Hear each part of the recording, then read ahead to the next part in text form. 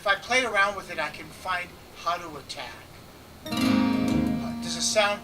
How does it sound in there? It sounds really good. I could record it and then you can come around here and then hear yourself. No, my hearing is pretty bad. So. Oh.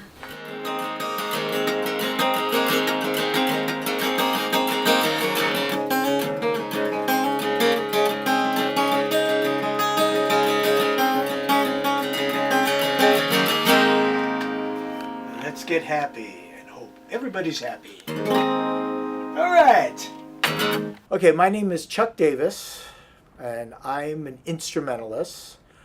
My genre is kind of, I don't know, it's kind of hard to say because I don't play like typical jazz, or I'm not like the typical instrumentalists that you see on YouTube, like Andy McKee, Don Ross, Tommy Emmanuel, all those great, instrumentals. I kind of have my own style because I don't finger pick. I use a guitar pick and I fan it back and forth. I come from a rock background, I used to play rock bass, so I have a little bit of that. It's kind of like my own style. I don't really know what it is, I just, write songs and perform. I started guitar. My dad bought me a old plastic guitar. It was a toy company back in the 60s called Emily, and they had this nylon guitar. And my dad taught me on that when I was 11 years old. My dad was a jazz guitar player, played great jazz stuff, and a bass player. So I started learning how to play, basic chords, your basic, your D, your A, your E, and bar chords like this. And as I got better, as my dad started teaching me how to use my fingers like this, I started making up different chords. A here would become here. And when I became an instrumental, so I could play the bass here.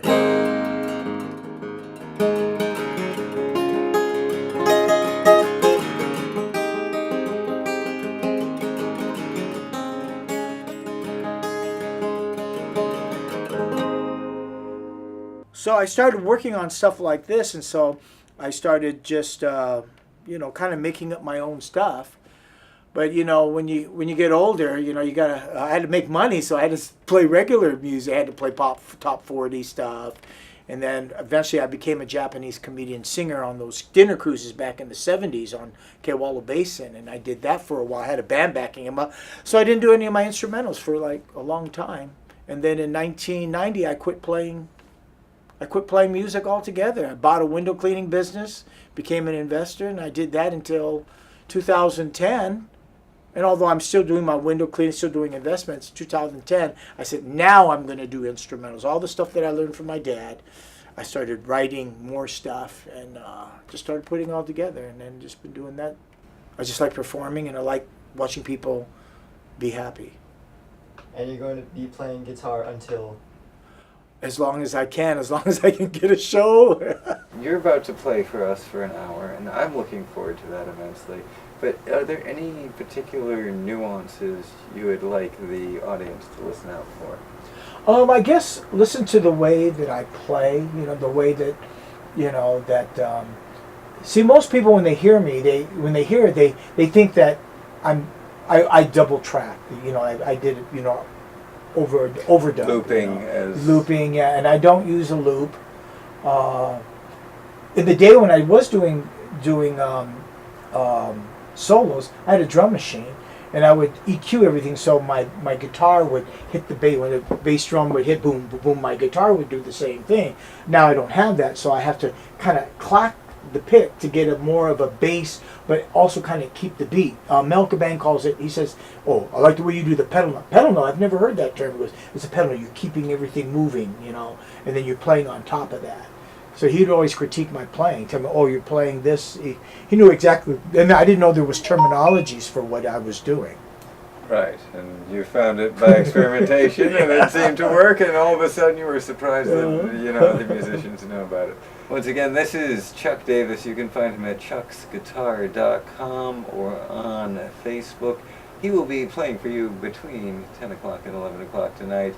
In the meantime, we appreciate all of you having tuned in right here to KTUH, your source for live local music, especially here on Monday Night Live. Thanks for keeping it locked, KTUH. This is about the slow song I get. I wrote this song for Mel Cabang, comedian. You may know who he is because he taught me so much about music. And he helped me arrange the song.